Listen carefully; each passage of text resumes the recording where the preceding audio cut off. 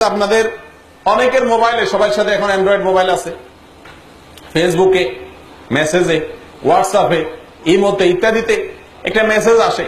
কি মেসেজ? অনেক মেসেজ আসে। এর ভিতরে একটা আমার নজরে পড়ছে যে ভাই, এই মেসেজটা যে মদিনা থেকে নবী করিম সাল্লাল্লাহু আলাইহি ওয়াসাল্লামকে স্বপ্নে দেখছে, উনি বলছেন এটা এটা করতে, এটা এটা করতে, হান হান করতে, টান টান করতে স্বপ্নে দেখছে, এই কথাটা যদি আপনি 10 জন মানুষের কাছে আজকে প্রচার করেন, তাহলে এই কয়দিনের ভিতরে আপনি একটা সুসংবাদ পাইয়া যাবেন। আর যদি প্রচার না করছেন তো আপনার 14 গোষ্ঠী শেষ।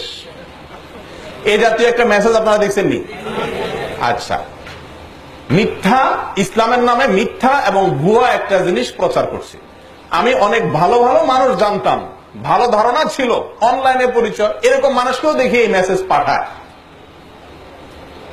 তো এই লোক একটি বিদআত, ইসলামের নামে একটি ভুয়া জিনিসকে প্রচারে যদি সে লিপ্ত হয়, তো ওই যে 10 জনে পাঠাচ্ছে, 10 জন কত 10 জন যাচ্ছে, এ সবার গুনাহগুলো তাদেরটা তো তাদের আছেই, আপনার আমল নামে এক্সট্রা হিসেবে জমা হচ্ছে।